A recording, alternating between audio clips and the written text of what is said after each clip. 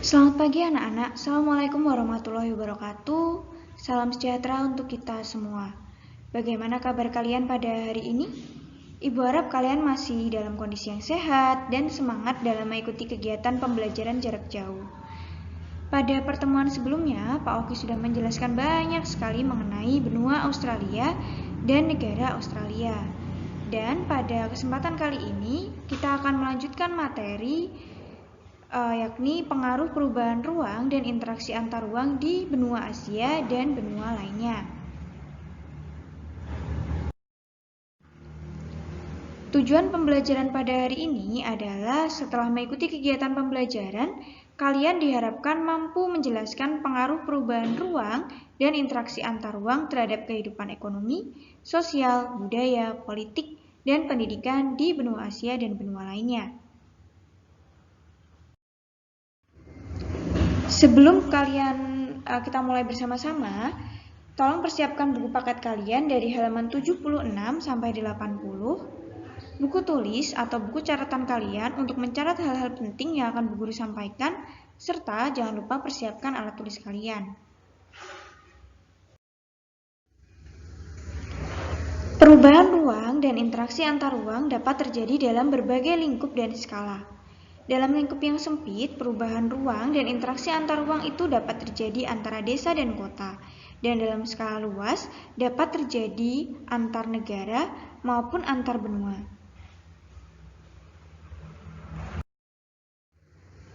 Di Asia, perubahan ruang terlihat dari adanya alih fungsi lahan dari yang sebelumnya hutan menjadi pertanian dan pemukiman, serta dari pertanian menjadi pemukiman. 50% lahan di Asia telah berubah menjadi wilayah pertanian. Banyak juga daerah di Asia yang berubah menjadi perkotaan. Sekitar 47% penduduk Asia itu tinggal di daerah perkotaan, berdasarkan BPDS tahun 2015. Faktor pendorong penduduk Asia pindah ke kota yang pertama karena alasan ekonomi, yakni terbatasnya lapangan pekerjaan di desa, kemudian ada konflik di daerah asal, kemudian ada juga bencana alam, terbentuknya gurun dan masuknya air laut ke daratan.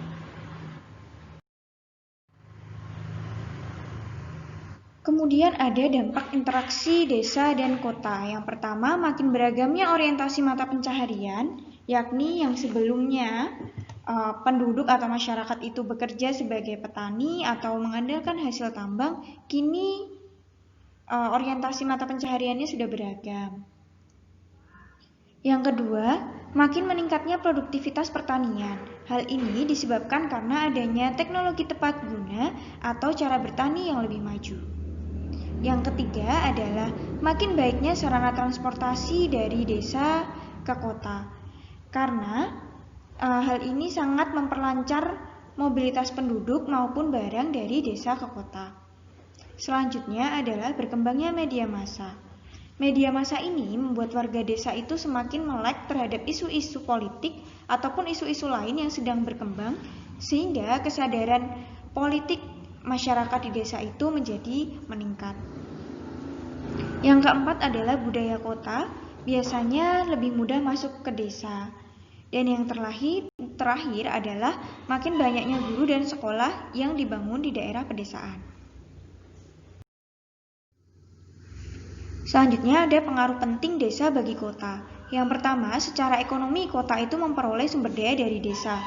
Tidak hanya berupa tenaga kerja, namun juga berupa hasil pertanian ataupun hasil pertambangan. Yang kedua adalah penduduk desa yang berada di kota sebagian tidak menjadi penduduk yang sukses. Dan ini menyebabkan atau menimbulkan masalah baru yakni kemiskinan di daerah perkotaan.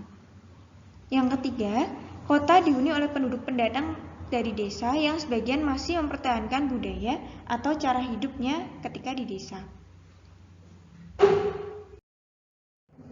Selanjutnya kita akan membahas mengenai pengaruh antar negara, yakni dapat berupa pengaruh ekonomi, sosial, budaya, politik, dan juga pendidikan. Yang pertama adalah Pengaruh perubahan dan interaksi ruang dan antar ruang terhadap kehidupan ekonomi. Interaksi antar ruang terjadi karena adanya kebutuhan, yang salah satunya adalah kebutuhan akan barang dan jasa. Barang dan jasa yang diperlukan oleh suatu negara terkadang tidak mampu diproduksi oleh negara tersebut. Negara yang memasok kebutuhan tersebut kemudian akan memperoleh keuntungan ekonomi dari barang atau jasa yang dipasok ke negara lain. Keuntungan tersebut menguntungkan suatu negara karena banyaknya tenaga kerja yang terlibat dan memperoleh devisa dari hasil penjualannya. Yang kedua adalah pengaruh perubahan dan interaksi ruang dan antar ruang terhadap kehidupan sosial, yakni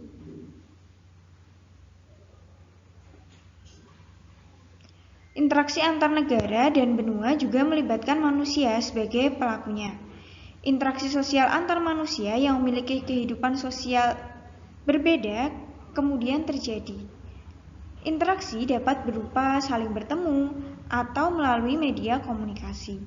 Kehidupan sosial budaya ini dapat berubah karena adanya pengaruh tersebut. Sebagai contoh, ketika wisatawan dari negara lain datang ke Indonesia.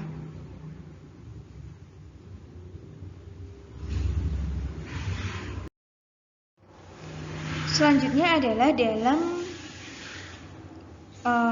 kehidupan budaya. Peristiwa budaya suatu masyarakat dengan mudah dapat disaksikan masyarakat di daerah yang berbeda. Budaya tersebut kemudian dapat mempengaruhi budaya masyarakat yang menyaksikannya. Sebagai contoh, cara berpakaian seorang artis Hollywood itu dapat dengan mudah ditiru oleh banyak masyarakat dari negara lain atau dari benua lainnya. Contoh lainnya adalah makanan Cina ini telah lama dan banyak ditiru dan mempengaruhi masyarakat di negara lainnya. Kita bisa menemukan Chinese food atau restoran makanan Cina itu ada di Indonesia, ada di Malaysia, bahkan ada di negara yang ada di benua Amerika maupun Eropa. Kemudian terhadap kehidupan politik, bahwa peristiwa politik di suatu negara itu dapat mempengaruhi kebijakan politik di negara lain. Dan yang terakhir adalah bidang pendidikan. Di banyak negara, akses terhadap pendidikan ini menjadi semakin baik karena negara itu berupaya memberikan fasilitas pendidikan bahkan sampai ke desa. Banyak penduduk desa yang kemudian melanjutkan pendidikannya ke kota. Di dalam lingkup negara, salah satu kerjasama hubungan antar negara itu adalah di bidang pendidikan. Banyak negara berkembang yang mengirimkan para pelajar atau mahasiswa ke negara-negara maju. Atau dapat juga melalui program-program student exchange atau pertukaran pelajar. Terima kasih atas perhatiannya anak-anak. Ini adalah materi terakhir kita dalam bab 1 ini. Silahkan tulis atau catatlah hal-hal penting yang Bu Guru sampaikan pada pertemuan ini. Terima kasih, sehat selalu, senantiasa jaga kesehatan dan juga menggunakan masker ketika kalian bepergian. Wassalamualaikum warahmatullahi wabarakatuh.